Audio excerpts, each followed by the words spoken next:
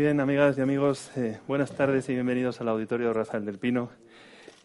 Una bienvenida que queremos hacer extensiva a las personas que abarrotan los dos salones contiguos a este y a todos aquellos que, debido a que tuvimos que cerrar el aforo casi inmediatamente, dado el interés en este debate de todos ustedes, pues nos están siguiendo por streaming. A todos bienvenidos a este encuentro, que es un verdadero placer dar la bienvenida a este debate sobre nuestra moneda común, el euro, que hemos organizado en la editorial Penguin Random House a través de su sello Taurus y la Fundación Rafael del Pino, y que protagonizan Joseph Stiglitz, Joaquín Almunia y Nacho Torreblanca, José Ignacio Torreblanca. Bienvenidos a los tres. No puedo comenzar estas breves palabras introductorias sin mostrar la gratitud de la Fundación a los tres por compartir con todos nosotros vuestra visión sobre un aspecto, además, que es tan determinante para nuestro futuro común, ¿no? Por otra parte, quiero destacar la satisfacción de la Fundación por la colaboración con la editorial y agradecer además a Miguel Aguilar, director literario de Taurus, y a todo el equipo de Penguin Random House vuestra confianza y buen hacer, ¿no? Esto seguro que es el principio de una larga relación. Muchas gracias. Rafael del Pino y Moreno, nuestro fundador, con la creación de la Fundación, quiso contribuir a difundir el conocimiento, a formar a los dirigentes españoles y a la defensa de la libertad. Y lo hacemos, entre otras muchas iniciativas, que no se preocupen, no voy a contarles ahora, no quiero robar tiempo del debate. Lo hacemos, como digo, con muchas iniciativas, como nuestras conferencias y diálogos, porque entendemos que una de las labores de la Fundación debe ser contribuir a establecer los referentes para el debate, de forma que luego cada uno de nosotros podamos, en el ejercicio de nuestra libertad individual, situarnos donde consideremos, ¿no? Las cuestiones relacionadas con la gobernanza del euro han recibido la atención de la Fundación en numerosas ocasiones en los últimos años. Hemos contado con la participación, además, de muchos de ustedes en esos debates. Hoy volvemos a dialogar sobre la zona euro y la adopción de la moneda común, un foco de permanente controversia entre aquellos que vieron y ven en el euro un ancla nominal que disciplina a economías como la española y que constituye un eje vertebrador esencial del proceso de integración europea, y aquellos que lo consideran en su actual definición como una fuente de incentivos perversos que pone en cuestión nuestro futuro. Nuestros invitados son de sobra conocidos y por ello comprenderán que no utilicen mucho más tiempo en describir sus intensas y prolíficas carreras profesionales, pero por cortesía permítanme que mencione algunos detalles. Joseph Stiglitz es profesor de la Universidad de Columbia, cofundador y copresidente de la Initiative for Policy Dialogue, copresidente del High Level Expert Group on the Measurement of Economic Performance and Social Progress de la OCDE y economista jefe del Roosevelt Institute. Premio Nobel de Economía y medalla John Bates Clark, cuenta con su haber con más de 40 doctorados honoris causa y es reconocido como uno de los economistas más influyentes del mundo. Hoy nos visita además por segunda vez. Es un especial placer para la Fundación recibirle de nuevo en nuestra casa con motivo de la publicación en español de su obra El euro como la moneda común amenaza el futuro de Europa. Bienvenido, profesor Stiglitz. Joaquín Almunia fue responsable de Economía del Sindicato Socialista UGT, diputado socialista por la circunscripción electoral de Madrid, 2 veces ministro de Trabajo y Seguridad Social y de Administraciones Públicas en los gobiernos del presidente Felipe González, secretario general del Partido Socialista y candidato a la presidencia del Gobierno.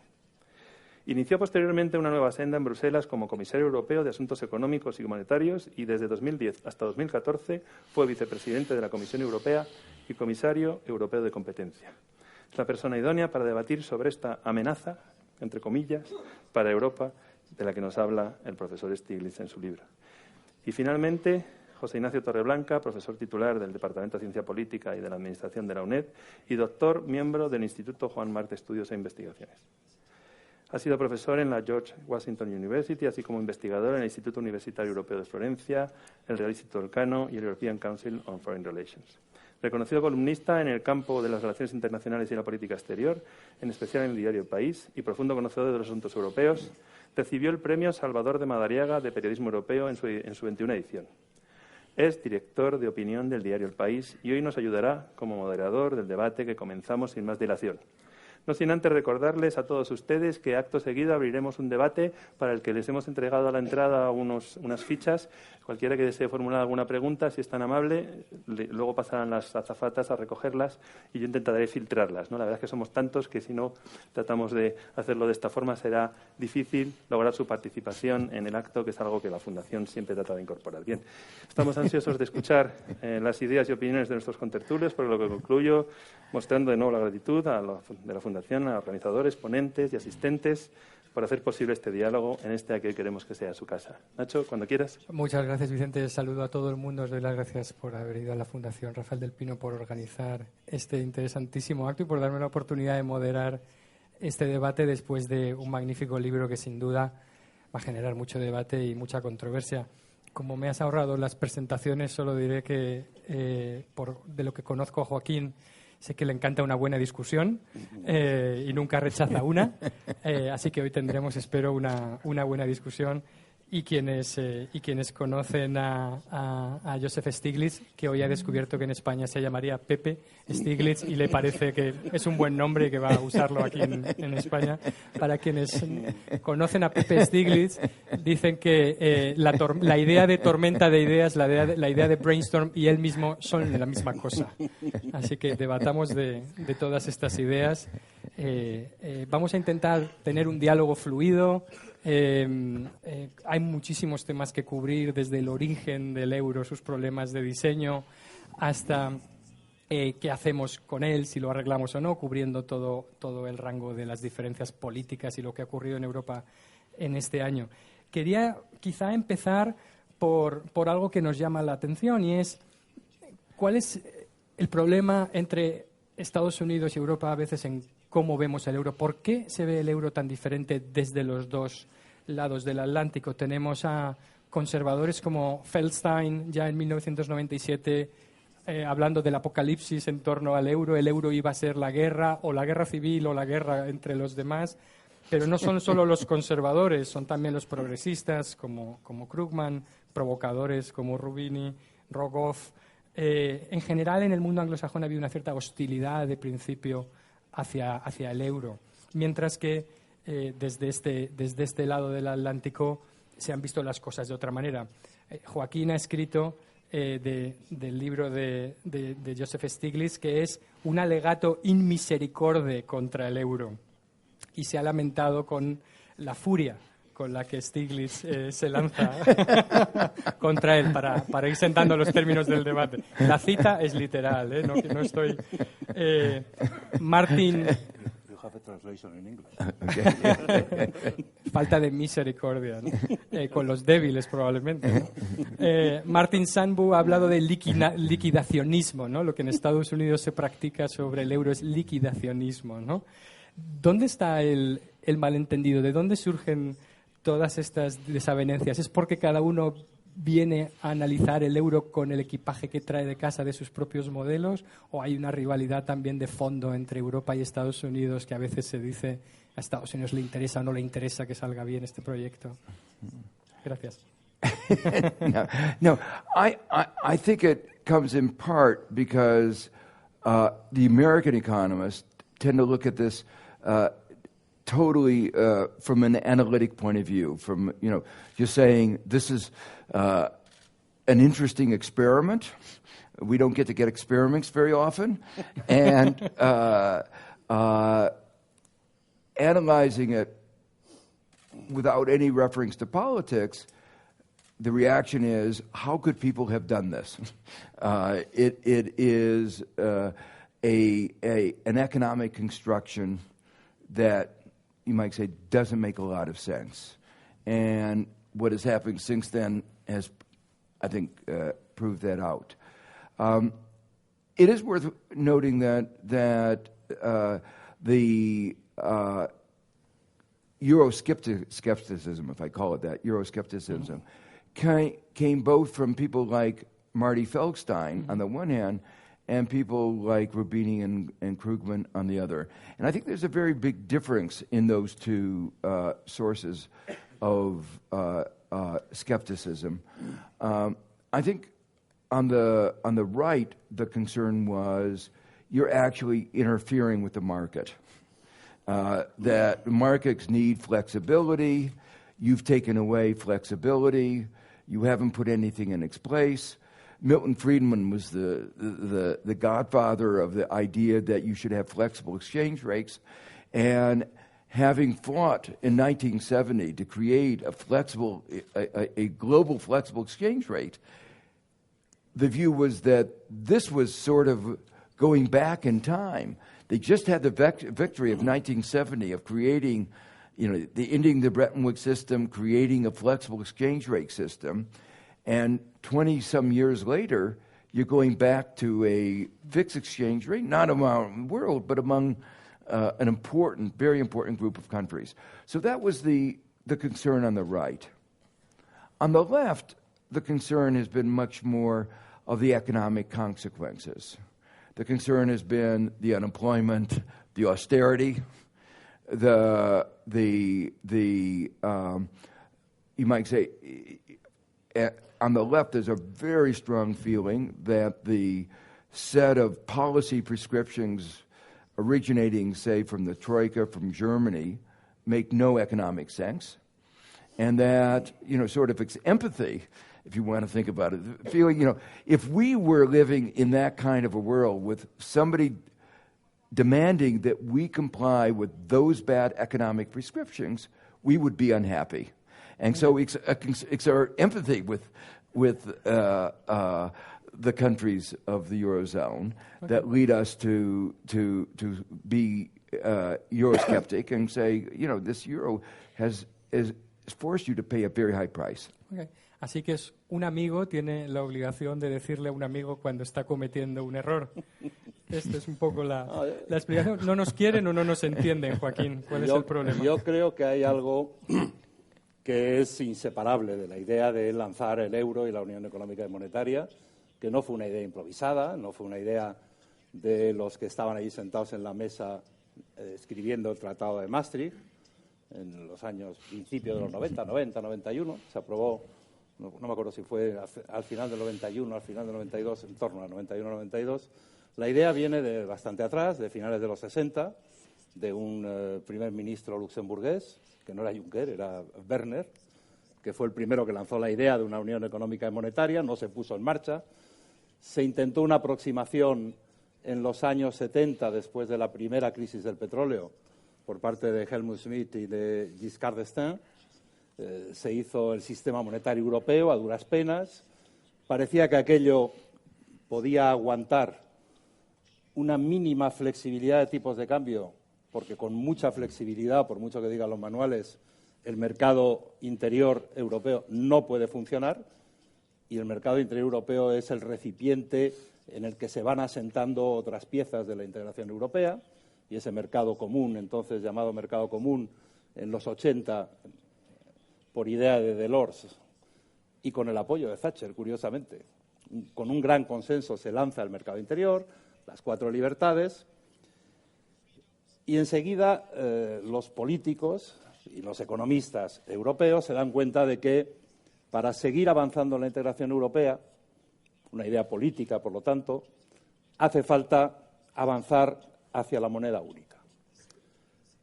Y se acelera el avance hacia la moneda única, se acelera el Tratado de Maastricht porque hay un hecho político de enorme dimensión que no cabe no ya en un modelo económico, no cabe en todos los manuales de teoría económica que se han podido escribir o en todos los artículos académicos, que es la caída de la Unión Soviética, el final del muro de Berlín, la unificación alemana y una apertura enorme de una nueva perspectiva europea, pero que supone que Alemania es mucho más grande que lo que ya de por sí era Alemania, en su diálogo continuo con Francia.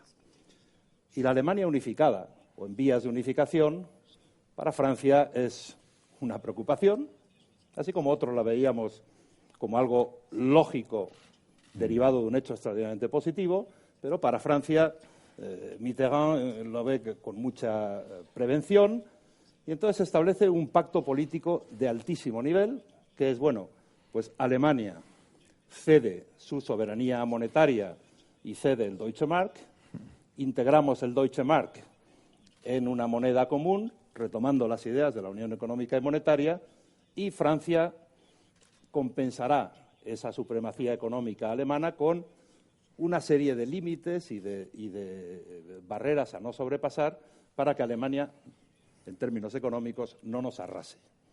Ese es el gran acuerdo político de la Europa posterior a la Guerra Fría y de la Europa posterior al comunismo. Eso no es un experimento, Joe. Eso es un hecho político de enorme magnitud. Y todos los europeos, incluidos los euroescépticos, incluidos los contrarios a la integración europea, saben que eso es la matriz de la que sale el euro y lo que explica el euro. No podemos pensar que el euro es algo que se puede tomar durante una década, abandonar en la siguiente y repensar otra vez a ver si volvemos. Bueno, yo creo que queda de manifiesto estas dos visiones sobre el nacimiento del euro. Una como la acumulación de experiencias y, por lo tanto, un cierto diseño inteligente, por lo menos en el tiempo, ¿no? No es una creación improvisada, sino que además responde a los experimentos anteriores y al fin de la convertibilidad también y a la inestabilidad monetaria que desencadena en Europa, ¿no? El fin de la convertibilidad. Pero entonces, estos son los dos puntos de vista del debate que me parecen interesantes. En su libro, el profesor Stiglitz da la idea de que el diseño original del euro es profundamente defectuoso.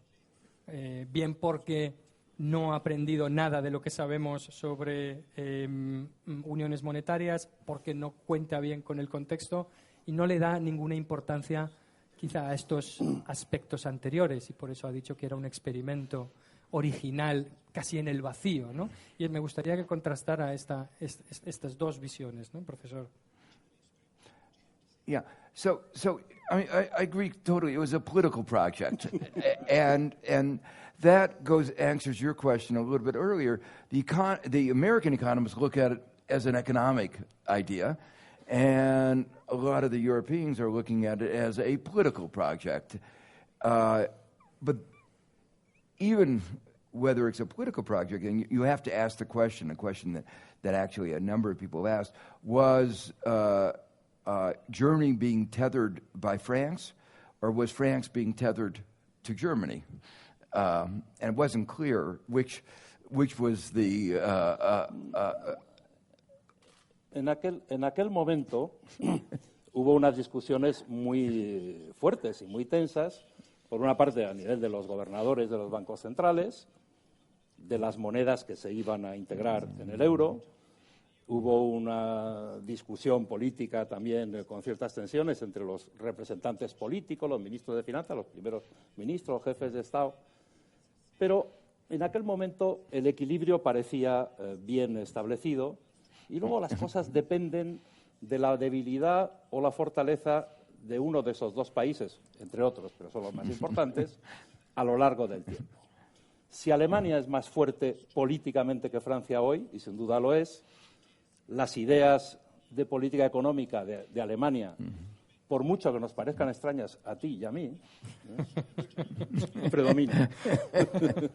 Porque hay otro elemento en el análisis del experimento con el que yo no estoy de acuerdo y que por eso no he estado de acuerdo con muchas de las partes del libro, es que las políticas económicas que en cada momento se han ido desarrollando por parte de los órganos que deciden ese tipo de cosas en la eurozona, en la Unión Económica y Monetaria, sean políticas económicas que ya están fijadas en la piedra original de la Unión Económica y Monetaria. Las políticas económicas alemanas, las que a Alemania le gustaría que todos siguiésemos, a veces no hay más remedio que seguirlas y otras veces no se siguen, y si no, preguntémoslo al Banco Central Europeo si en este momento está siguiendo las políticas que le gustarían a Schäuble o a Angela Merkel, pero no son políticas inherentes al euro.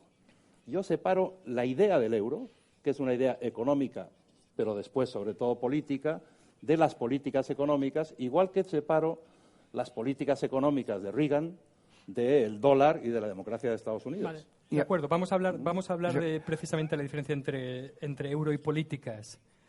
Pero volvemos un poco sobre el origen y de quién es la crisis, precisamente. Yeah. Porque esto es lo importante. Como dice Joaquín, si la crisis es una crisis del euro, es una crisis en la eurozona, es una crisis global, es una crisis financiera. Es decir, de quién es esta crisis y, por lo tanto, estos defectos de diseño, ¿a quién se aplican, ¿no? So there is this very important debate about the extent to which the problems that Europe has been facing, and it's very clear its economic performance has not been very good, that GDP at the end of 2015 was just getting back to where it was before the crisis. And, 8 years of stagnation is unusual. It's almost a lost decade, and that doesn't happen among advanced countries. It happens sometimes in primitive, emerging markets, but it's really, you should understand that this is very unusually bad performance. It was obviously a bad crisis, but the United States, which is where the crisis began, you would have thought we would have been the most to suffer, but in fact, Europe has been. So there's a debate also about to what extent it's the structure of the Eurozone and to what extent it's the particular policies. And that makes a very big difference. And what I try to argue is that it's actually the structure of the Eurozone itself that is underlying. Of course, the policies have been terrible, but so I agree the policies have played a role. Last Friday night, I was in Amsterdam and discussion of the book, and Dijsselbloem, who's one of the main, was there, and it was interesting. He admitted that they had made mistakes, so it's clear that there have been mistakes. But let me try to explain why it was the extent to which it's the structure of the Eurozone, and let me point out. Well, it was a political project, as you pointed out. The politics weren't strong enough to create the kinds of institutions that would make a single currency work. Because what had happened is you'd taken away two of the most important adjustment mechanisms, the interest rate and the exchange rate. And if you got a shock, and you were unlucky to get a very big shock from across the Atlantic, if you got a shock, then when you take away those adjustment mechanisms, you are at risk of going into a significant decline like you did. But it was worse than that. Not only didn't they put anything in the place, they tied the hands further, and this is where some of the rules come in. They said you couldn't have a deficit greater than 3% and debt greater than 60%. Now, from an economic point of view, there's no economic theory, no economic, statistical studies that says 3% and 60% are magical numbers. Those were numbers that you might say arrived out of the politics of negotiation, but they weren't coming from a large body of economic research that said there's something magic about 3% or 60%. When I was a member of the Council of Economic Advisors of President Clinton, there was an initiative to have a constitutional amendment for a balanced budget. And we were on target at the time to actually achieve a surplus. So the issue for us of achieving a balanced budget was not an issue. But we very strongly opposed that. Why did we oppose it? We opposed it because we knew that there would be shocks beyond our control. You can't predict. And we also knew it was very likely at some point in politics, things would change. There might be somebody from another government, that might get, from another party that got elected who didn't know how to manage the economy, which turned out to be the case. And so we had then a crisis. And we are now very thankful that, everybody in the country is thankful that we opposed those kinds of deficit restrictions, because if we had those deficit restrictions, it would have been very difficult to respond to the crisis of 2008. So, yes, you have to have a certain amount of discipline, but that discipline can't be through rigid rules.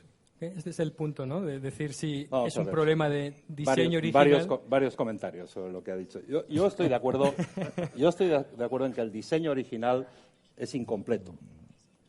Pero de ahí a decir que es un fallo sistémico y que eso hay que quitárselo del medio cuanto antes, hay un trecho larguísimo que los europeos, la mayoría de los europeos, no estamos dispuestos but I a didn't say reconocer. that. Yeah. No, I know. I understand you. ¿De quién es la crisis? Por empezar por la pregunta que nos hacía Nacho. Si yo recuerdo las primeras discusiones en Bruselas, alguna vez viniste por allí a hablar al principio de la crisis, recuerdo, discusiones en el Fondo Monetario, discusiones en el G20. Allí los países que se mencionaban como origen de la crisis, depende del diagnóstico que cada uno hiciese, eran Estados Unidos y China, porque eran los grandes desequilibrios globales en aquel entonces, el déficit enorme de la balanza por cuenta corriente de Estados Unidos, el superávit enorme para los criterios de entonces de la balanza por cuenta corriente china. Y si seguíamos la línea, que yo creo que tenían una buena parte de razón, del desastre de la desregulación financiera, entonces se mencionaba Estados Unidos, por desgracia, incluida parte de la época de Clinton, y el Reino Unido. Yeah. I oppose those. I understand. Pero ninguno de esos países está en el euro ni se lo espera. Ninguno. Estancamiento económico derivado de mala gestión de una crisis financiera. El modelo que llevamos analizando durante 20 y tantos años es Japón, que está más lejos todavía del euro incluso que el Reino Unido, que ya es decir, ¿no? Donde sí hay una diferencia claramente atribuible a la Unión Económica y Monetaria, a la eurozona, es a partir de la resolución, por llamarla así, de la crisis griega 2010-2011. Se crea la segunda recesión, que esa es exclusiva nuestra. Eso es un error de políticas económicas que luego hablaremos, ¿no? Dijsselbloem, me alegro de que ahora esté de acuerdo con que no todas las políticas adoptadas bajo su presidencia están acertadas. Yo recuerdo una discusión con él en privado en Londres, donde, bueno, seguimos siendo amigos, pero nos costó un poquito, porque no reconocía que estaban haciendo mal las cosas. Como era una discusión privada, yo que era miembro de la comisión podía decirlo. En público me costaba más porque claro, había que ser solidario con los colegas que estaban en la comisión, pero dentro también lo decía. El tipo de interés y el tipo de cambio, la renuncia al tipo de interés y al tipo de cambio. Al tipo de cambio, una vez que tenemos un mercado interior bastante avanzado, con un porcentaje de nuestros intercambios económicos, comerciales, de servicios, muy concentrado dentro de nuestras fronteras, la importancia del tipo de cambio, no digo que desaparezca, pero se disminuye considerablemente. Y el tipo de interés, pues es tarea del Banco Central. Pero eso no es un pecado original o un error original de la zona euro, porque la política económica, o la política monetaria, perdón, del Banco Central de Draghi hoy no tiene prácticamente nada que ver con la política del primer presidente, del holandés, y tiene bastantes cosas diferentes a la política económica seguida, a la política monetaria seguida durante una buena parte del periodo de Trichet. Todo el mundo comete errores, pero los errores no pueden ser imputables a una estructura que permite políticas monetarias de signo muy diferente para atajar problemas de naturaleza muy similar. Y luego ya una apostilla, el 3% y el 60%. Yo no estaba allí cuando se definieron y, bueno, como tantas otras cosas que hacemos los economistas, son discutibles desde casi todos los puntos de vista. Pero eso de que hayan salido de la nada por un invento no es verdad. Ahí se tuvo en cuenta las estimaciones de crecimiento potencial, se tuvo en cuenta las expectativas o las previsiones de inflación, se tuvo en cuenta los pronósticos sobre hasta qué punto las economías europeas alcanzarían pronto o no alcanzarían nunca el nivel del crecimiento potencial de su PIB, y se tuvo en cuenta algo muy importante, muy diferente a los Estados Unidos, que es que los estabilizadores automáticos, es decir, lo que varían ingresos y gastos, no por decisiones de los gobiernos o de los parlamentos, sino por el ciclo económico, en Europa, como tenemos el 40 y tantos % del PIB en gastos y en ingresos, son mucho mayores que los de una economía como la de Estados Unidos. Por lo tanto, el 3% es el límite estimado, siempre se puede uno equivocar, de los estabilizadores automáticos jugando a lo largo del ciclo. No es algo que se le haya ocurrido a un burócrata de la Comisión. Por lo tanto, por favor. Can I make a number of comments? First, one of the aspects of the structure of the Eurozone was that the mandate of the European Central Bank was inflation.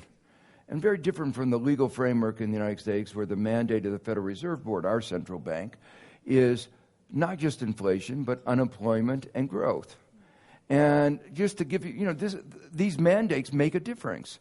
So, for instance, again, when I was chairman of the Council of Economic Advisors, one of the Republican senators introduced a bill to change the mandate to focus just on inflation. And I told the president, I say, this is really a good campaign issue. Let's go to the American people and ask them, do they care about jobs? And do they want their central bank just to focus on inflation, or do they also want to focus on jobs, employment, and growth? And it was very clear what Americans cared about. And when the president said, I'm going to make this an issue, of course, that moment they decided not to drop the bill. We were just joking. But that mandate on inflation means that in 2011, when Europe is going deeper into recession, Trichet starts focusing, sees inflation around the corner, and says, because my mandate is inflation, I have to raise interest rates.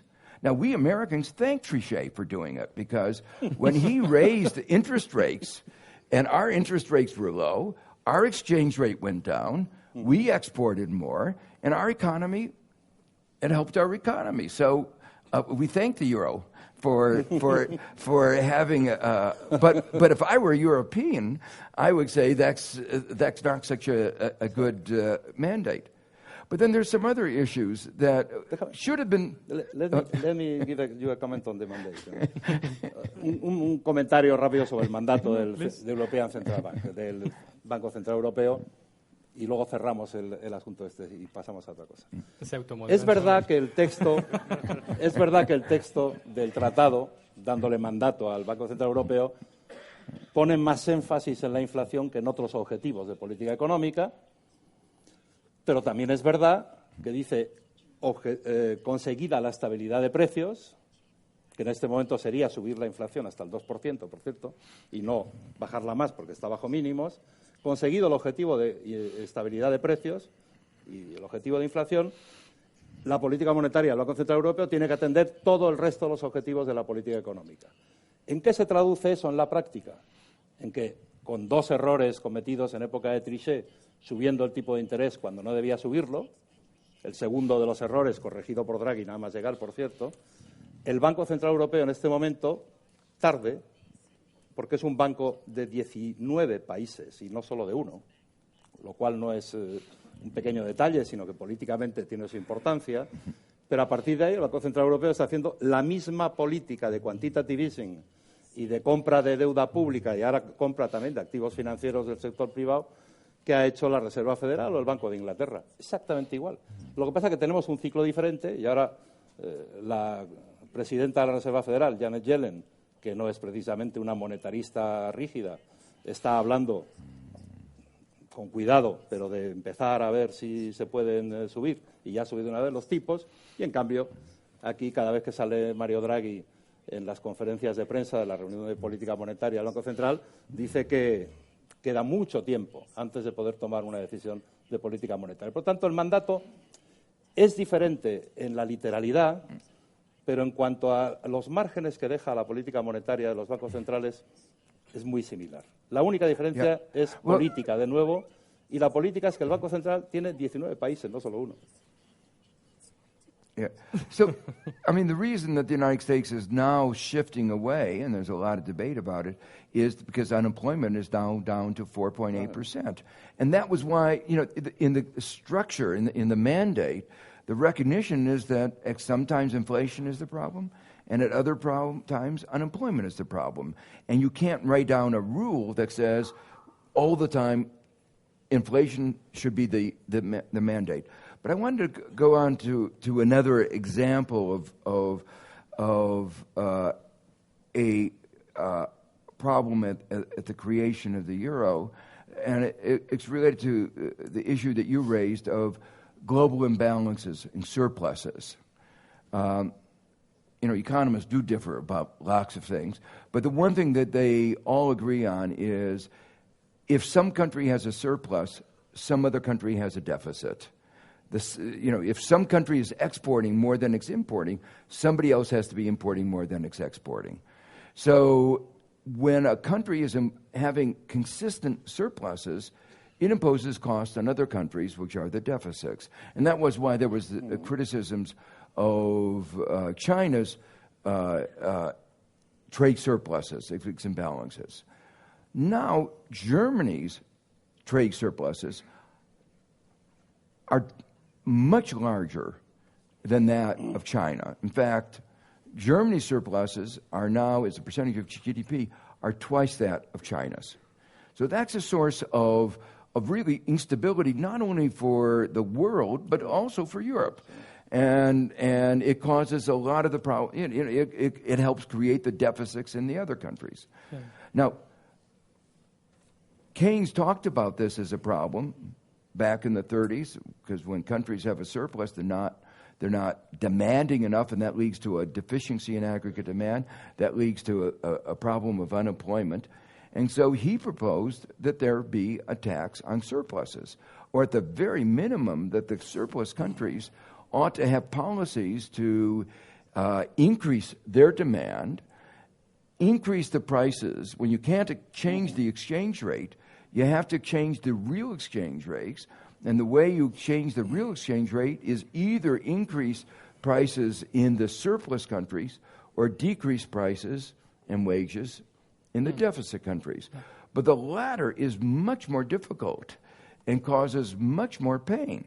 So at the beginning, the framework should have said, if there's any country that has a surplus, it should pay a tax to discourage it from having a surplus, and that there should be some rules to make sure that there were adjustment processes of increasing wages and prices in the surplus countries. Germany just got a minimum wage in the last couple of years. That should have been built into the regional framework of the Eurozone. Totalmente de acuerdo. Sí. No puedo estar más de acuerdo. O sea, que también en Europa hay keynesianos o gente que ha leído a Keynes y lo entiende. Sí. El problema en la Unión Económica y Monetaria actual, desde hace 2-3 años, es que a pesar de una expansión en la política monetaria del Banco Central Europeo, desde 2013 quizás, y a pesar de una incipiente orientación expansiva de la política fiscal agregada, que la hay en este momento, no sé cuánto durará, ese excedente, ese surplus por cuenta corriente de Alemania, que es el mayor en valor absoluto, en porcentaje del PIB, el holandés todavía es mayor incluso, eso está absorbiendo demanda interna. Eso estamos de acuerdo. Hombre, si has estado en Berlín te darás cuenta que no todos los alemanes están de acuerdo con eso. Pero los que no somos alemanes estamos de acuerdo, todos. Todos. Ahora, ¿por qué los alemanes se resisten? Puede haber raíces o orígenes ideológicos, el ordoliberalismo, pero hay una razón que hay que saberles explicar. Y a ti te van a escuchar mucho más que a mí. Que es, oiga, reducir su excedente de cuenta corriente, que se ha convertido en estructural, 3% del PIB de la zona euro, 8% del PIB alemán, eso no va a afectar a su competitividad exportadora. Eso va a afectar a que sus consumidores, mediante aumento de salarios, que se están produciendo, por cierto, pero no tan fuertes como debieran, van a gastar más, y sus inversores, quienes quieran invertir en la Alemania, deben tener más espacio para invertir porque hay margen. Eso me parece un tema central en este momento. Yeah. Pero no está en el origen I agree. del euro. And I have tried to explain that. I've tried to explain that, but I vuelvo have al not. estribillo. No está en el origen del euro. Claro, Eso es mala política. Volvemos quizá al punto de partida. Un mal diseño original o mala suerte, como ha dicho Martin Sandbu, lanzas el euro en mitad de la peor tormenta financiera.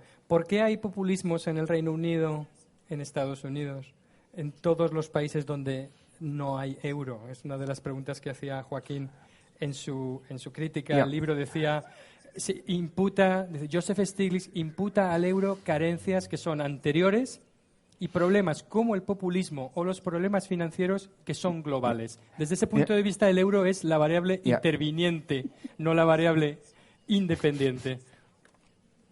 No. So clearly the euro is not to blame for all the problems, either in Europe or you know, I can't blame I can't blame Trump on the euro. So that's clear. So Or for Brexit. Or for Brexit. So, but the key issue is that you know, why is it that Europe, that was performing so well before, has not been performing very well? And economists said very clearly, predicted this, that when there was a shock, the euro would make it difficult for Europe to respond to the shock. The shock isn't blamed on Europe. The shock came from the United States. You should blame us. But the question was, how would Europe respond to the shock? And it could have been that shock. It could have been another shock. You know, there are many shocks in the world. And the issue was the euro constructed, the Eurozone constructed in a way that would enable this group of diverse countries to respond to a shock in such a way that all the countries could maintain close to full employment. And I think the answer was, it was constructed in ways that made it very difficult. Now, you're perfectly right. They knew at that time that they hadn't finished the euro project. They needed more institutions, and that they would take time. I think they were hopeful that in the period after the creation of the euro, there'd be momentum for creating those additional institutions. But actually, very little happened in the period from Maastricht until the crisis. And that meant that some of the key institutions, let me just mention one, common deposit insurance. Now, in the United States, we have a diverse... Let's discuss the fixes now, if you want. But we can discuss the fixes now if you don't want. So, the design aggravated the crisis rather than caused it. That's right, exactly. Perdón, el diseño and it made agravó. it difficult to respond. Okay. Joaquín ha reconocido que la segunda recesión es enteramente nuestra, es nuestra propia responsabilidad por los errores de política económica, ¿no? Vamos, hay dos puntos. Uno, que el diseño original no era un diseño completo, le faltaban piezas. Primero que lo reconoce desde el día siguiente a la firma de Maastricht es Jacques Delors, que cuando vuelve a Bruselas se encuentra con sus amigos y colegas en la Comisión y les dice: hemos sido derrotados porque la Unión Económica no avanza como avanza en ese tratado la Unión Monetaria y los aspectos de coordinación y vigilancia presupuestaria. Eso por un lado. Y después hay errores de política económica. ¿Cuál es un error que no hemos cometido solo los europeos en la zona euro, sino la mayoría de los economistas que no habían leído a Minsky? Es olvidar totalmente el papel del sistema financiero en el análisis macroeconómico. Y eso también está en la Unión Económica y Monetaria. La unión bancaria. Claro, una forma de absorber shocks, simétricos o asimétricos, tiene que ver con cómo tienes regulado el sistema financiero y cómo tienes regulada la relación entre el sistema financiero privado y el presupuesto público. Y ahí claramente nos hemos dado cuenta en la crisis que había que hacer la unión bancaria corriendo. Y el último pilar que queda de la unión bancaria, después de la supervisión única en la zona euro, el mecanismo único de resolución, que ahora hay que financiar, queda el sistema común de garantía de depósitos, sin ninguna duda. No voy a poner en cuestión porque yo estoy convencido de que esos son pasos necesarios. Pero el compartir riesgos a la hora de hacer frente y absorber shocks no es solo una tarea del sector público. En Estados Unidos, si no estoy mal informado, la capacidad de compartir riesgos en la economía norteamericana, sector público más sector privado, pertenece en algo así como el 75 o el 80% al sistema financiero privado. Y eso es algo que en Europa es más difícil porque somos 19 países y tenemos que ir venciendo resistencias de que un país cuyo gobierno y cuyo parlamento responden ante los ciudadanos de ese país esté dispuesto a una suficiente solidaridad para absorber también parte de los riesgos que ha corrido o en los que ha incurrido otro país. Por no hablar de la mutualización de la deuda, que es la absorción en común de riesgos por la vía del sector público. Sí. La tesis del profesor Stiglitz es que los avances han sido muy escasos e insuficientes, que no sirven para arreglar el euro. Not enough. Yeah, yeah.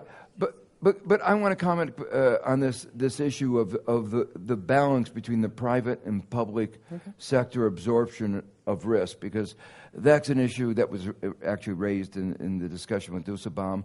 And the notion is that if only Europe could move forward in what they call a capital market union and greater labor and capital market integration, then the private sector will be able to absorb risk. So my reaction in response to that is, look, the United States has a very high degree of labor market mobility. It has a single capital market. But even with those institutions, it is very clear that our economy would not be stable without a very strong role for the government as a risk absorber. You need, we have a common deposit insurance. We don't ask any state to bail out its banks. We say that's the responsibility of the federal government. When there's high unemployment, California doesn't have to pay the unemployment. It's borne by the entire nation because we realize it's a national obligation. And that's with all the labor mobility, all the capital markets. We know that we need common deposit insurance, because if you didn't have that, money leaves weaker countries and moves to stronger countries, and you get divergence. You get the weaker getting weaker and the stronger getting stronger. So the point is that with all these private sector institutions working much better than Europe will be for a long time, we still feel that we need much stronger public risk sharing. And so with the weaker market, if you don't have that in Europe, you're going to have a high degree of volatility. And that means you're going to have episodes like you're experiencing with high unemployment in one country or another. Now with Spain, next time it may be some other country. But the Union, the Eurozone as a whole, will in one part or another repeatedly go through periods of high unemployment in one country or another, low growth, and poor economic performance. Yo estoy de acuerdo que todas esas cosas hay que hacerlas, y estoy también de acuerdo en que parte de esas cosas se han empezado a hacer en los años de la crisis. No todas, porque las decisiones, como se ha dicho tantas veces, se han tomado tarde y de forma tímida. Pero la unión bancaria, yo recuerdo haber estado de comisario de Asuntos Económicos sentado en el Eurogrupo con el predecesor de Dijsselbloem presidiendo, que era Jean-Claude Juncker, y cuando el representante de la Comisión o el presidente del Banco Central Europeo les decíamos a los ministros, entonces eran 15 o no sé cuántos, decíamos, oiga, que hay que avanzar para una supervisión única en la zona euro. Uno de los ministros nos decía que teníamos razón, todos los demás decían que por qué nos metíamos en eso. Cuando hablábamos de que había que corregir los desequilibrios de balanza por cuenta corriente, no solo los déficits, sino también los superávits, decían que eso era cosa de los Estados miembros. Pero han pasado 5 años, 6 como mucho, y las cosas han cambiado muy rápidamente. Y no son diseños originales, rígidos del euro. Es aprendizaje. Es verdad que puede ser muy valiente lanzar un proyecto de tanta envergadura sin haber hecho todos los test anteriores. Pero la política es la política. No podíamos decirle a Alemania, espere usted para unificarse 10 años, decirle a Gorbachov, aguanta, hasta el año 2015, porque estamos analizando las diferentes alternativas de cómo avanzar hacia la unión bancaria perfecta. Yo creo que eso es lo que hay que entender. En las críticas a determinadas políticas, yo personalmente y tantos otros europeos, por lo menos de centro izquierda, estamos de acuerdo en atribuir buena parte del origen de esos errores al euro. Es lo que nos parece que no casa con un proyecto europeo que es tan importante, y eso lo sabes tú igual que yo. El profesor Stiglitz no está de acuerdo porque dice que la moneda común amenaza el futuro de Europa. Es una amenaza. Por eso yo no estoy de acuerdo con el título del libro. Es una amenaza, no una oportunidad. Es quizá la diferencia. La botella no está medio llena, está medio vacía o es demasiado grande. La botella es demasiado grande. O como se dice a veces, la comida es muy mala y las raciones son escasas, ¿no? Yeah. So I agree that there have been changes, and the question was, have they happened fast enough for the reality of both our markets and our politics? So the issues are that the argument in the book is that the current structure is a unsustainable halfway house. So that you have to have more of these institutions, and I think you agree that they have to have more. But one has to. There are risks of not doing that fast enough, and that's really what the book is a warning about. There are risks of not doing it fast enough. So the result. What are some of those risks? Well, on the one hand, there are the political risks. That if there are significant groups, fractions of the population that have remained unemployed for long periods of time, they become disaffected. You know, you have to put this in the context of these broader political and global trends, of which the euro is a part. But there's been a process of globalization, liberalization, and it was promised to our ordinary citizens that that was going to bring prosperity. And yet, for large fractions, it's not. In the case of the United States, the bottom 90% of the United States has seen their income stagnate for more than a third of a century. Real wages at the bottom are the same today as they were 60 years ago. And life expectancy in the middle is declining.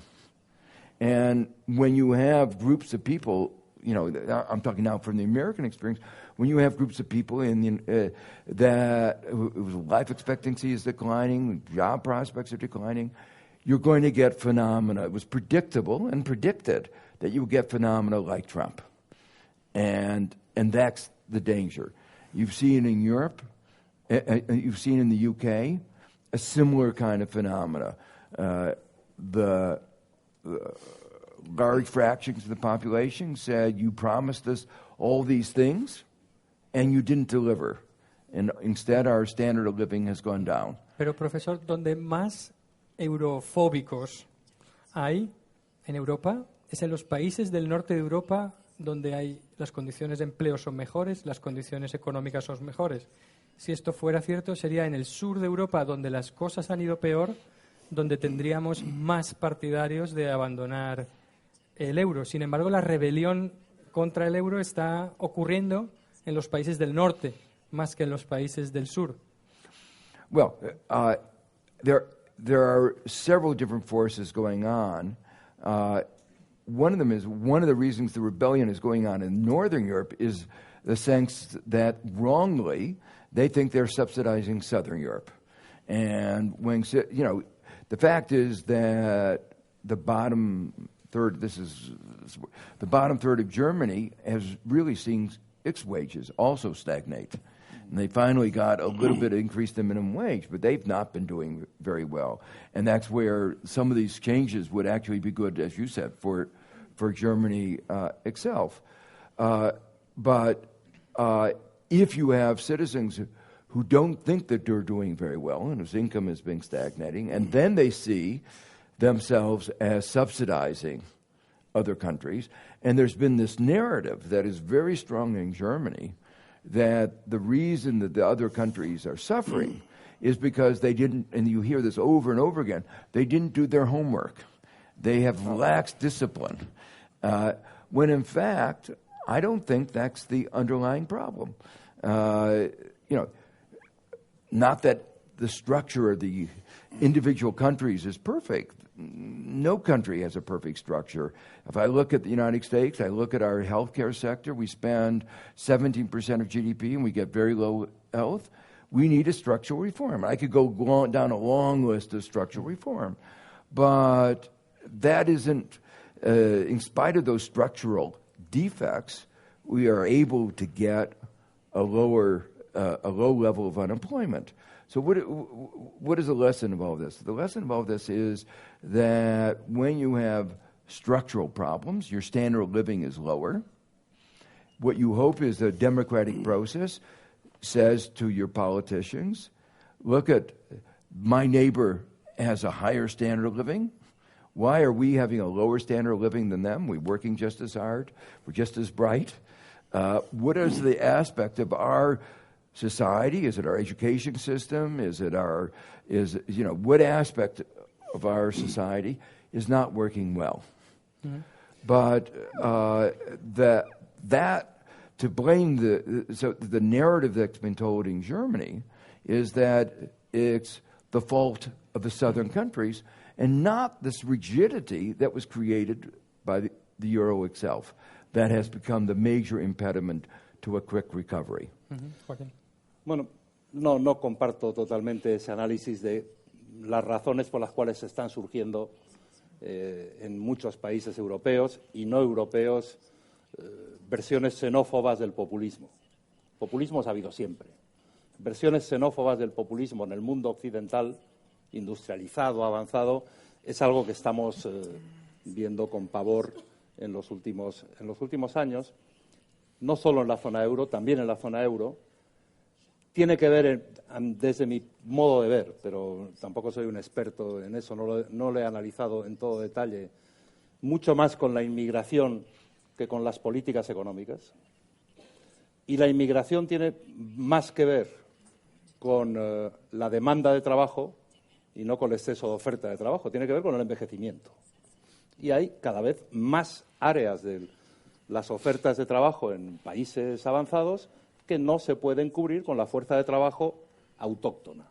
Y hay, por lo tanto, un desequilibrio enorme entre los países con un dinamismo demográfico elevadísimo y países con necesidad de contar con mano de obra barata, además, porque bajan los salarios de las partes más bajas. Y, además, en Europa, y no en la zona euro, sino en Europa en general, se ha venido a añadir la crisis de los refugiados por la propia incapacidad europea de estar anticipando cómo se podían encauzar ese tipo de conflictos en Siria y en otros países, ¿no? Por lo tanto, eso no lo comparto. Lo que sí me preocupa es la convergencia, un minuto, la convergencia entre esas presiones que dan aire y dan espacio a los populistas xenófobos y los riesgos de disgregación en la Unión Europea, Brexit, y en su caso, yo no lo creo tan probable, pero también existen sin duda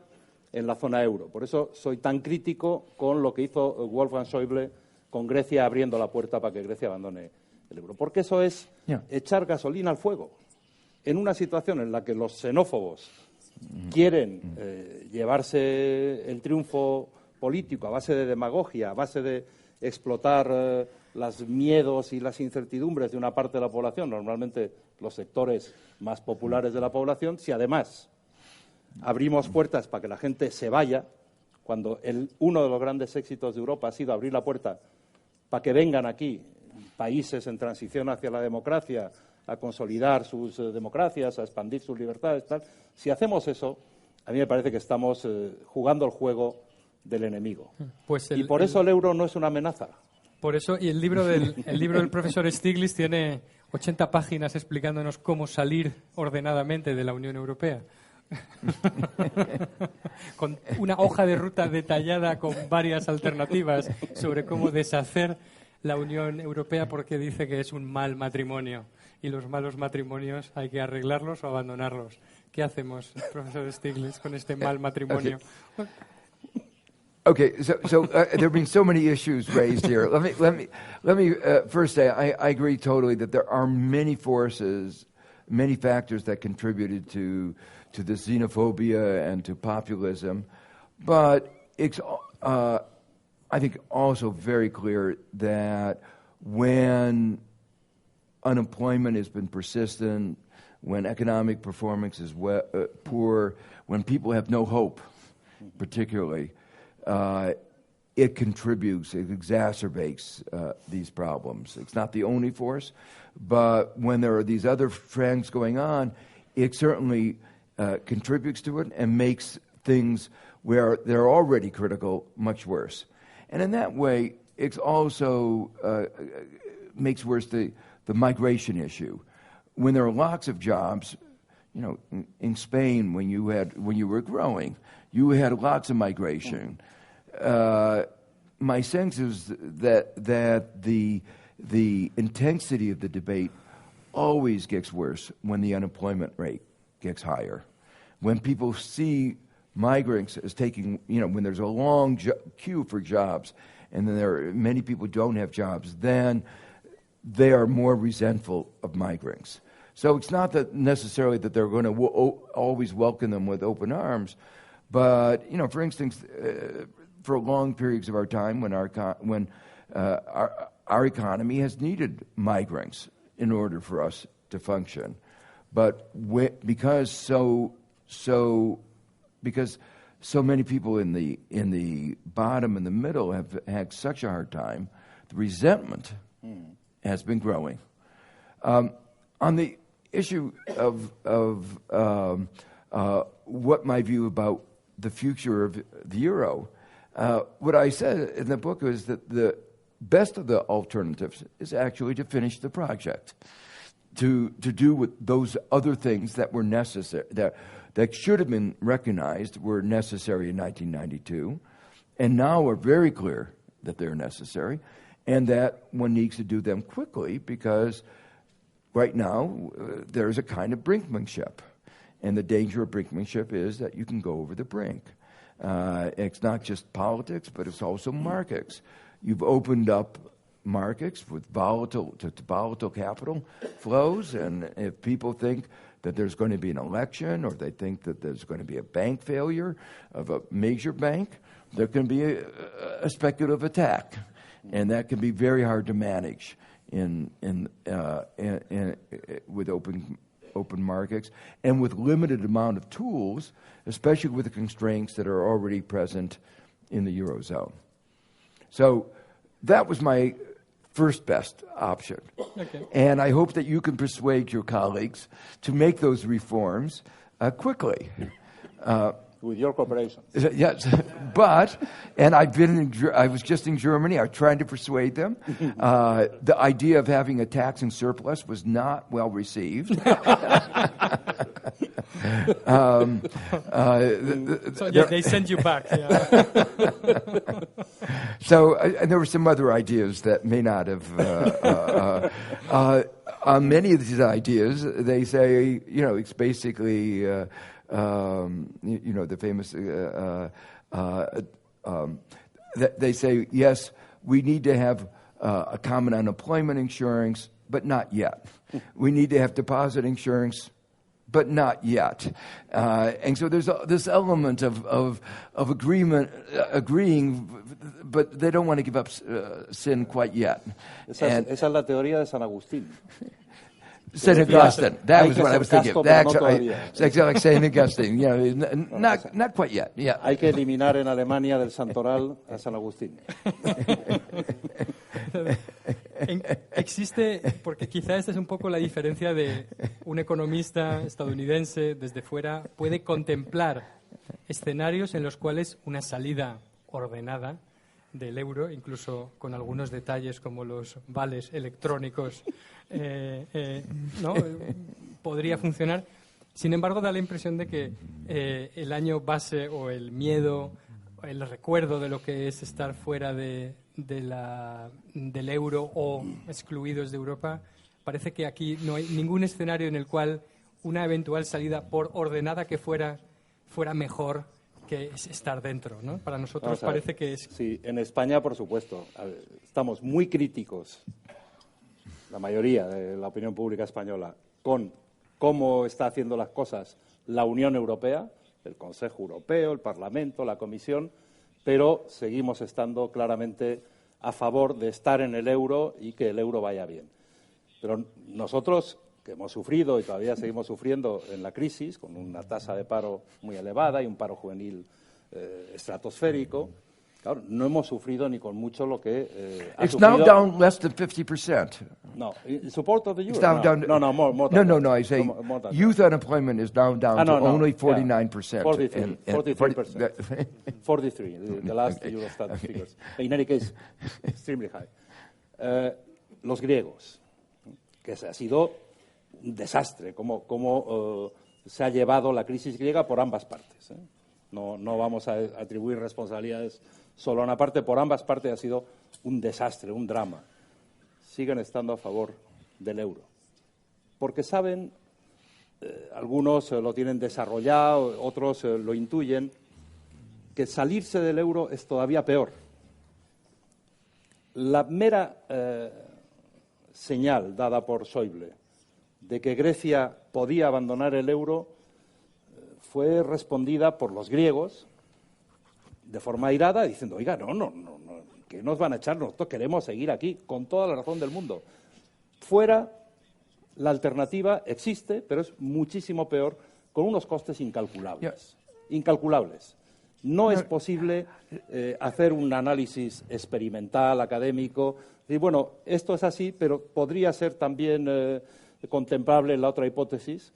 Se puede hacer en un laboratorio. En la realidad, en un país con ciudadanos, hombres y mujeres de carne y hueso, no se puede hacer porque es que la lista de desastres que pueden seguir uno detrás de otro a la mera hipótesis, al mero anuncio de que un país va a salir del euro, es inasumible por cualquiera. Por lo tanto, el euro hay que corregirlo, la Unión Económica y Monetaria hay que completarla, las políticas hay que corregirlas, a los políticos probablemente hay que cambiar, a muchos de ellos. Pero, por favor, el euro no es una amenaza, la amenaza son los que han gestionado mal el euro. Es un matrimonio católico. Tengo un titular, yo tengo un titular de prensa que me regalaron los de mi oficina de prensa en Bruselas en una fiesta, en un cumpleaños o no sé qué, enmarcada, que dice, Joaquín Almunia, 2 puntos, el euro es como un matrimonio de los de antes. Para toda la vida. Yeah. So, I mean, one of the things one has to contemplate is reality, which is the Economist Intelligence Unit, which is run by the Economist magazine and trying to assess what is actually going to happen. So it's not from America, it's not from the euro, but from Britain. From Britain. Okay. Very balanced. But I just mentioned this to say, to point out that they give the probability that Greece will be out of the Eurozone by 2020 at over 60%. So the reality, you know, if that is what markets are thinking, and if that is what may happen, one ought to be thinking about how to do it in a way that is the least costly. Now, in terms of, you know, what is going on in terms of the Greek people, I spent a lot of time, not the last summer, the summer before, during 2015, during the period of the crisis. And what the Greeks wanted were two things. They wanted to stay in the euro, and they wanted the end of austerity. And they were told they can't have both, and they were, you know, and you say you can't have both. What do you want? And they said, I want to stay in the euro, and I want the end of austerity. And that was the conversation. So it kept going in a circle, and in the end, their government said that they wanted to stay in the euro. But if you look at the program that they had to sign on to, it was a program that predictably led to the continuation of the Depression and actually a deepening of the Depression. Not deepening. Well, it's not gotten any better. Por decirlo todo, en Grecia, que se aplicó una política de austeridad excesiva por millas y millas, en 2010, sin duda. No. Lo dice George Papakonstantinou, el que era ministro de Finanzas en febrero del 2010, cuando empezó a negociarse el primer programa. Lo dice él. Estábamos recuperando hasta 2012. En 2012 se tomaron decisiones erróneas de nuevo y volvió a caer la economía griega. Después de los gobiernos de Lucas Papademos y con el último primer ministro anterior a Tsipras, con el Samaras, empezó a recuperarse y las turbulencias políticas con la victoria de Samaras y sus idas y venidas y zigzags. De Tsipras. De Tsipras. Y para colmo el referéndum diciéndoles lo que les dijo para llevarle la contraria al día siguiente del referéndum, todo eso ha creado una situación mucho más difícil de la que hubiese podido tener Grecia, con todas las dificultades, si se hubiesen hecho mejor las cosas. Y no se han hecho bien por parte de nadie en Grecia. Y por parte de nadie en las troicas. El profesor Stiglitz dice en el libro que Yanis Varoufakis le parece un buen economista. No sé en Berlín cómo de popular le hizo esta afirmación.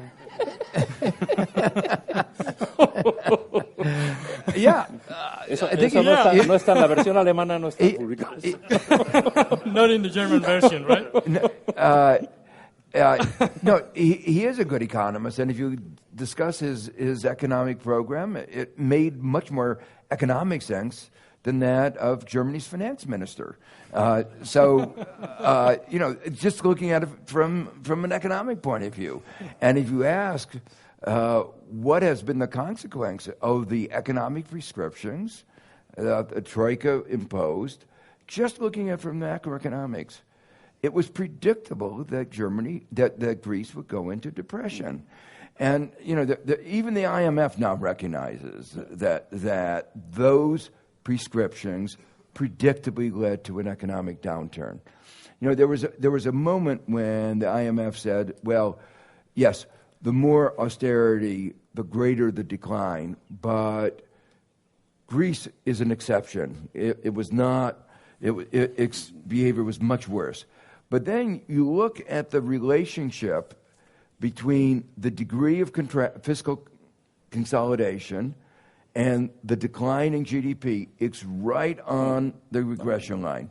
Yo no tengo ninguna duda sobre que el conjunto de decisiones adoptadas en relación con Grecia es un conjunto de errores muy serios. Y tampoco tengo dudas sobre la hipótesis alternativa de que Varoufakis hubiese llevado a la política económica de Grecia desde enero del 2015 hasta hoy. La situación de Grecia sería muchísimo peor y la de todos nosotros probablemente también. Bueno. No. Well, also, it depends, obviously, on what room for maneuver the Troika would have given them. And that's one of the big issues, is that the degree of economic, the scope for policy in many of these countries has been very severely constrained, so that they aren't able to actually implement any policy that they would like to implement. La economía es la ciencia de la escasez, según nos enseñaban en la facultad. Es la ciencia de gestionar bienes escasos. Y Varoufakis, si alguna vez quiere volver a hacer política de carne y hueso, y no en el departamento de la universidad, tiene que saber que cualquier gobierno, cualquier gobernante, y mucho más en política económica, tiene que saber manejar los datos y las restricciones. Pensar que todos los demás se van a arrodillar y que todas las soberanías nacionales de todos los demás países europeos ¿Van a quedar entre paréntesis para que Varoufakis pueda dar conferencias de mayor? No. That would be your last point now, when you can conclude now. Okay. Because we So I have to just finish like with the one mistake. I mean, Varoufakis did not manage the politics of Europe well. That we can agree on. Okay. Vale, se acepta. Bueno, tenemos todavía que pasar al turno del debate. Hablábamos antes de entrar, le recordaba al profesor Stiglitz la canción Hotel California, que es un lugar you can check out at any time, but you can never leave, ¿no? Así es un poco el Hotel California de la Unión Europea.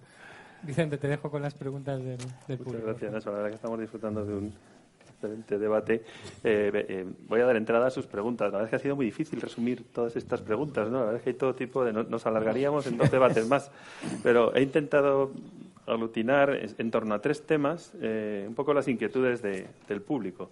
Primero, un tema que es el tema de los errores, ¿no? Todo el mundo se pregunta por qué se cometieron estos errores. ¿Quién analizó a Grecia para que entrara en esas condiciones en su momento dentro del área del euro? Hay muchas preguntas sobre esto y creo que en eso sí que habéis ahondado, con lo cual yo me iría a esos 3 bloques que planteaba. Por un lado, hay personas que son optimistas sobre el futuro de la eurozona y están más preocupadas por ver cómo podemos mejorar la gobernanza del euro, ¿no? Hay otras que directamente ya, pues después de este debate y de leer el libro del profesor Stiglitz, ya dan por terminado el proceso del euro, hablan del final del ciclo del euro y se preocupan más por 2 cuestiones, ¿no? El final del euro y sus efectos y las alternativas, a dónde vamos, ¿no? Entonces, si os parece, en torno a estas 3 cuestiones, os planteo algunas cuestiones puntuales que ha planteado el público y si queréis responder, extendiéndonos hasta -4, que es donde teníamos objetivo de parar, para proceder a la firma de libros. El profesor Stiglitz va a firmar libros a quien lo desee. Bien, en torno a la mejora de la gobernanza del euro. Hay muchas cuestiones sobre la unión fiscal, la unión bancaria. Algunos plantean, ¿puede haber una unión fiscal sin unión política? Otros plantean, ¿dónde está la unión fiscal y la unión bancaria? Ni está ni se las espera. Hay inquietud sobre, lo habéis comentado mucho, sobre Alemania, ¿no? ¿Qué precio demanda Alemania para avanzar en estos temas? Sobre todo en el tema de la integración fiscal, ¿no? ¿Y qué precio podemos pagar? Es otra cuestión, ¿no? Pues ahí está un poco el tema ese de la reforma de la gobernanza, ¿no? So let me begin with just a few initial comments. First of all, there are many different forms and degrees of fiscal union. And so when you say what is needed for a single currency to work, it doesn't have to be the degree of fiscal union that we have in the United States. It can be much less. But there are some minimal things, like a banking union, like a common deposit insurance. I think like some form of common unemployment insurance. I think you have to do something about the surplus countries to discipline them so that they don't impose costs on the deficit countries. So there are some minimal things that I think that you have to do. Bueno, de la unión bancaria queda pendiente el sistema común de garantía de depósitos, que ahí coincido plenamente con Joe Stiglitz. Estuvo en el proyecto original de la Comisión en 2012, una vez que el Consejo Europeo, los jefes de Estado y de Gobierno, le dieron mandato a la Comisión de presentar un proyecto de unión bancaria, y por el camino entre el edificio de la Comisión y el edificio del Consejo, y hay que pasar una calle con un semáforo, se perdió el tercer pilar, que era el sistema común de garantía de depósitos, y me han contado los que estaban por allí cerca del semáforo que hubo un alemán que agarró el tercer pilar y se lo llevó. Pero volverá.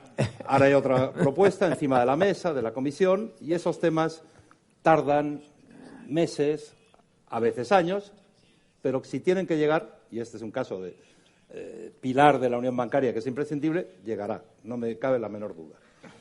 Con transición está, pero llegará. En unión fiscal hay muchas cosas y de diferentes versiones de lo que debe ser una unión fiscal.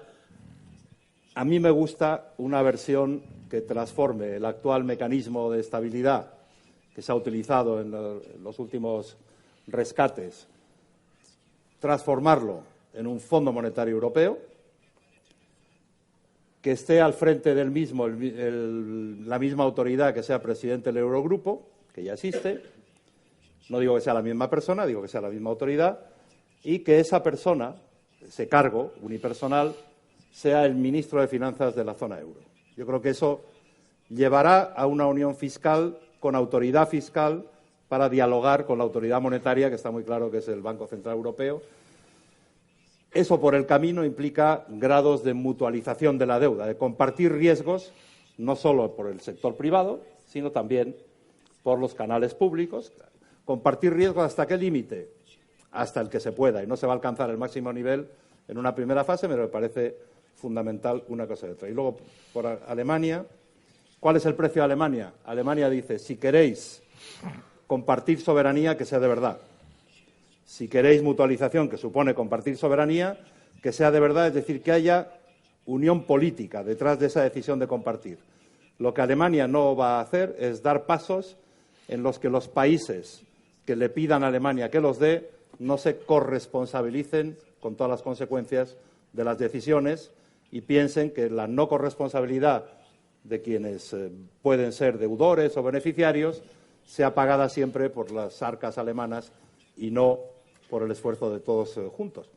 Es una posición que uno puede entender, luego traducida en decisiones concretas es muy complicado discutir con los alemanes porque es verdad, lo decía yo Stiglitz, que sus ideas económicas no son ni neoliberales, ni keynesianas, ni otra cosa. Son ideas económicas de los alemanes. Y fuera de Alemania nadie más tiene esas ideas. Vamos con el bloque de, digamos, podemos llamarla la coyuntura de desmoronamiento del euro. Hay muchas preguntas, pero podríamos sintetizar un poco las preocupaciones. En primer lugar, hay muchas cuestiones sobre si el Brexit beneficia a la Unión Europea o, por el contrario, afecta seriamente a la estabilidad del euro. También hay cuestiones sobre cuál pensáis que va a ser, dados vuestros viajes por Europa, vuestro conocimiento sobre la realidad europea, cuál va a ser la situación en el futuro. ¿Habrá países, otros Estados miembros que saldrán, alguno de la zona euro?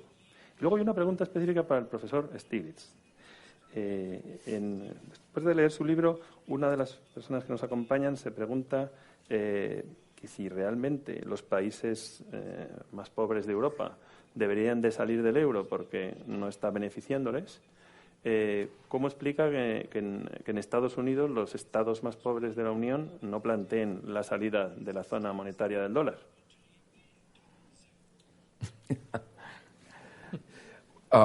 Maybe I should begin with the last question because that's the easiest. Because we do have this kind of, you might say, solidarity of political union, and they're getting massive subsidies from New York and California.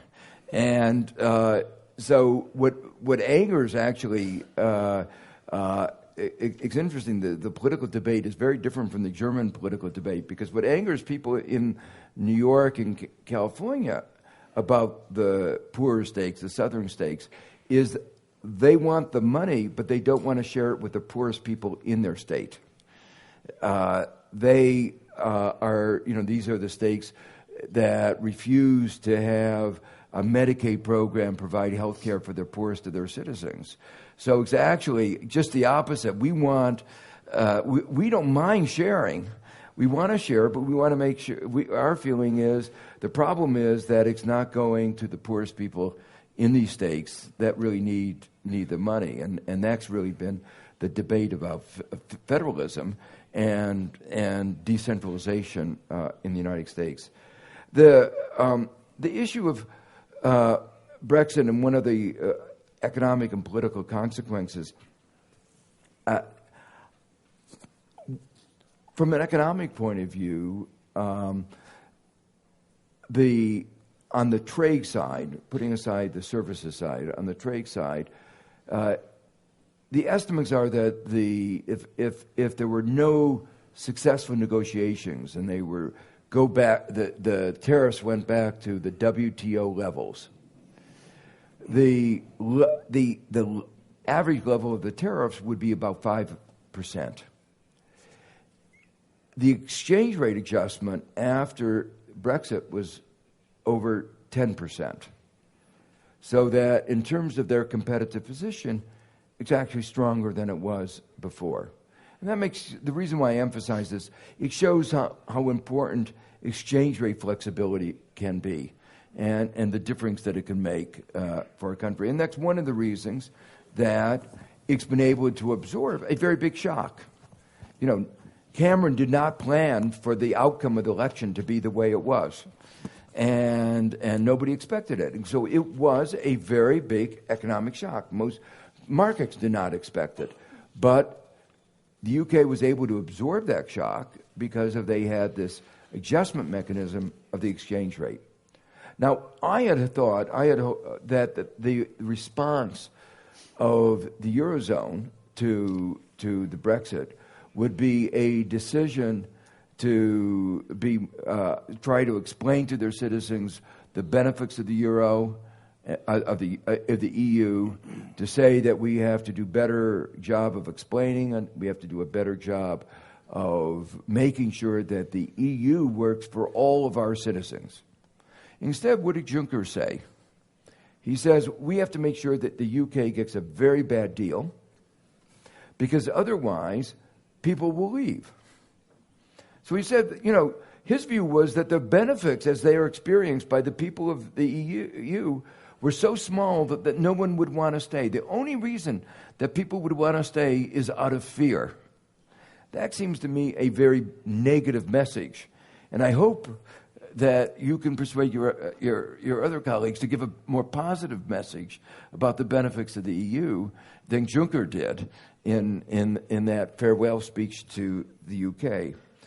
I think the real consequences of Brexit are really political, whether it will set in motion a political dynamic that could lead to the undoing of the European project. I don't think it has to, and I think if there's a more positive response and say that focuses on making sure that the benefits of being are shared by everybody, then I think that there's no necessity of there being that kind of fraying of the EU and that kind of political disintegration. I want to just make one remark on the previous question, if I can, very briefly, and that is and it goes really to the point that you made that for some reason the Germans are constantly worried about this issue of moral hazard. That if you don't have discipline, that countries will behave badly. And I think, would anybody in their right mind in order to get a little bit of deposit insurance or a little bit of unemployment insurance, would anybody in Greece have gone through and had the deep depression that they've experienced in order to get a little subsidy from Germany? I think the idea is absurd. The fact is that there were economic problems and no one would have engineered their economy to suffer in that way. But the way you describe what is necessary made me actually very depressed, or even more depressing than my book, because you described what is necessary to the degree of political that Germany says there needs to be a real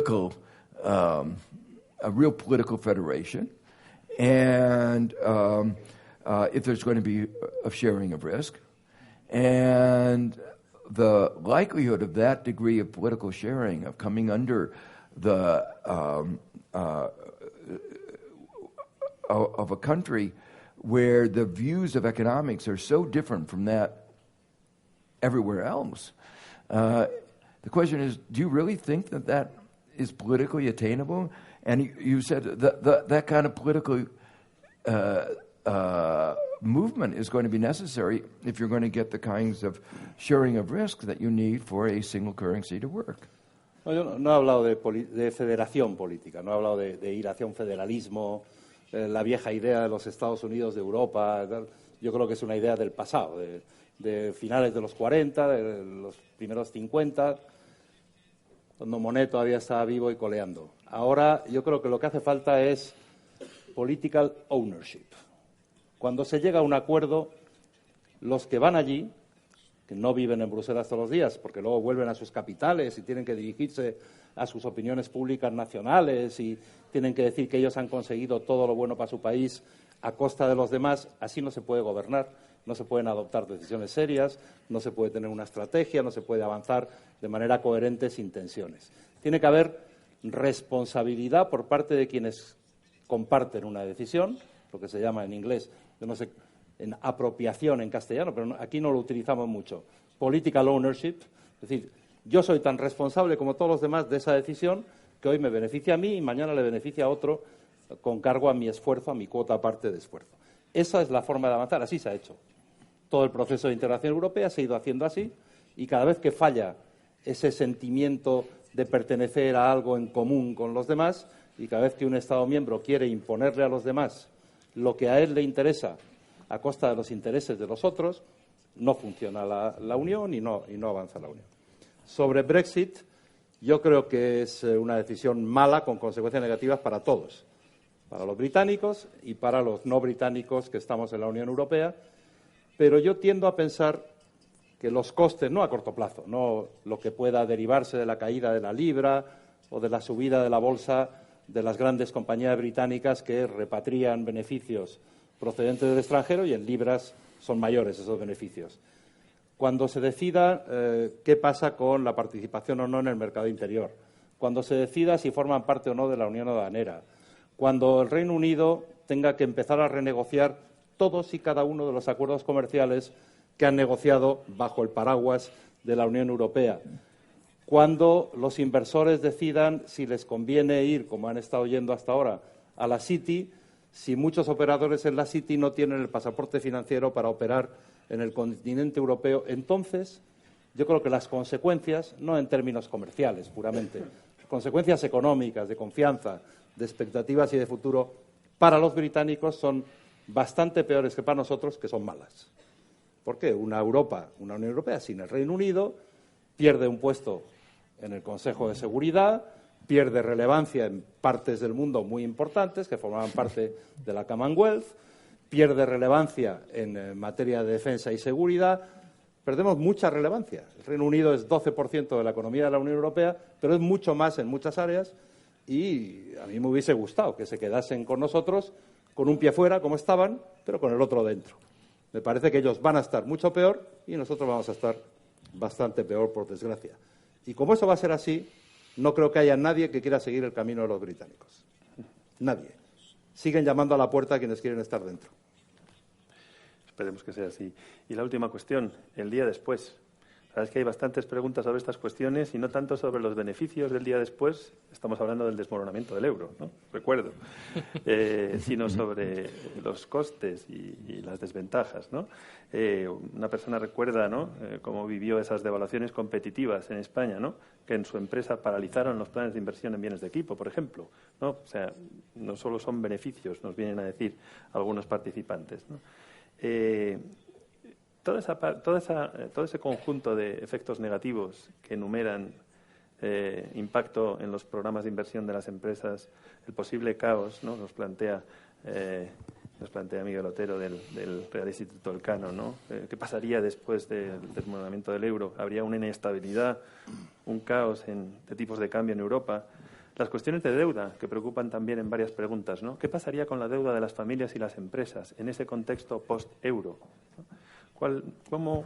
¿Cómo evalúa el profesor Stiglitz, por supuesto, Joaquín, ese día después en términos de los costes que acabo de mencionar? Well, let me in your question, there were two aspects of it. What about the day after? But what about also the new regime that would exist afterwards? So, can Europe manage with flexible exchange rates among various parts? I think the answer is very clearly yes. You know, before even now,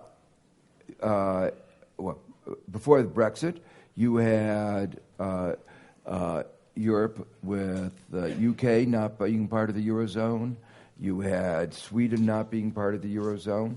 And exchange rates could adjust.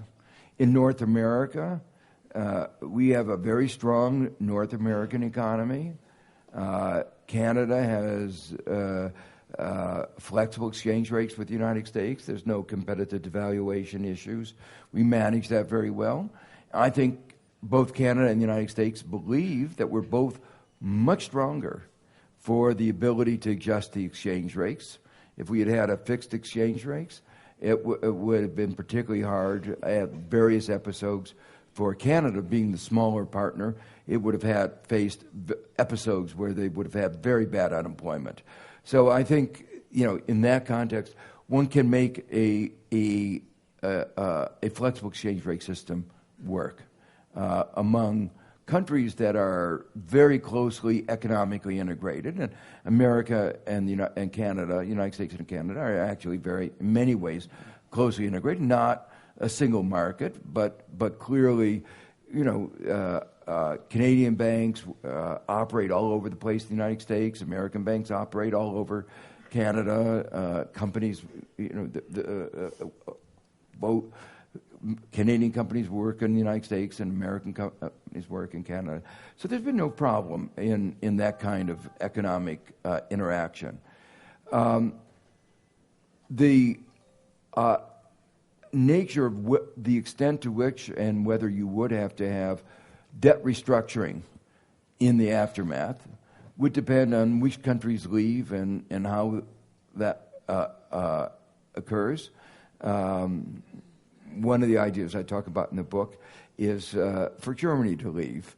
And that actually there's some views in Germany that if that happened, then the net effect of that would be the exchange rate of the rest of the Eurozone would go down, and that would mean the economies of the rest of the Eurozone would be stimulated, and your ability to pay back debts would actually be increased. And Germany's exchange rate would go up, and its ability to pay back its euro debts would also be increased. So in that case, if that way the way it were managed, actually there would probably have to be very little, almost no debt restructuring. There are other ways in which it might turn out to be that would be necessary to redenominate debt. When the United States left the gold standard, we just redenominated debts. There were debts that were payable in gold, and we just say, well, I'm sorry, they're going to be repayable in dollars that are going to be a different amount of gold than you thought. So that happens at cataclysmic moments. You don't want that to happen very often, but these things don't happen that often. So fortunately, I think it could be managed. And in the book, I describe some of the ways in which it could be managed in ways that try to contain the cost. And remember, the cost of the current system of muddling through has been very high. If you look at the disparity between the loss in output from the poor performance, if you even attribute a fraction of that poor performance to the euro, the costs have been very high. Joaquín, pues por una vez estoy en radical desacuerdo. En un experimento de laboratorio, bien protegida la puerta hacia afuera del laboratorio, pues se pueden hacer todo tipo de experimentos, sin duda. La historia europea nos indica que nos iría muy mal a todos. Nos iría muy mal a todos en términos económicos. Erigir otra vez las barreras económicas tendría costes económicos para todos. No podemos perder la perspectiva de lo que hemos ganado todos con la convergencia hacia la Unión Económica y Monetaria y antes con la existencia de un mercado que se integraba cada vez más y que ha llegado a ser un mercado interior, no completo todavía, pero más allá de los temas económicos, que a mí me parecen bastante obvios que sería malo para todos, más para los ricos que para los menos ricos, lo cual hace aún peor la pérdida, las tensiones, las luchas, el reflejo instintivo de considerar enemigos a todos los que no están en nuestro ámbito. En fin, el panorama político de Europa, que ya de por sí está muy complicado, sería espantoso. Y claro, remontarnos a las épocas del patrón oro todavía me espanta más. Y no solo por las consecuencias económicas del patrón oro, que algunos equiparan a las consecuencias del euro, creo que es una comparación muy frágil, muy endeble, pero es que aquella época todos recordamos lo que trajo después. Y Europa se empezó a construir como proyecto de integración en la posguerra mundial, en la posguerra de la Segunda Guerra Mundial, exactamente para escapar lo más lejos posible de cómo había sido la historia de Europa en el siglo XIX, en el siglo XX, por no remontarnos más atrás. Por lo tanto, vuelvo a considerar políticamente las enormes fortalezas de un proyecto que no es completo, que ha sido mal gestionado en una serie de políticas, que también nos ha aportado y nos sigue aportando beneficios desde otros puntos de vista, pero que apearnos de ese proyecto en este momento sería un error histórico, no ya una amenaza. Desde ahora se puede anticipar el error histórico de abandonarlo. Pues bien, amigos, hemos agotado desafortunadamente el tiempo del que disponemos para el debate. La verdad es que creo que hemos podido conocer mejor esto que llamamos experimento hecho político, experimento político-económico, bueno, nuestro euro, ¿no? Esperamos de verdad ser capaces de mejorarlo, profesor Stiglitz, aunque este matrimonio que mencionabais antes tenga que pasar por terapia de pareja. Que trabajaremos en ello y esperamos contar con su apoyo. Muchas gracias a todos y gracias a los profesores.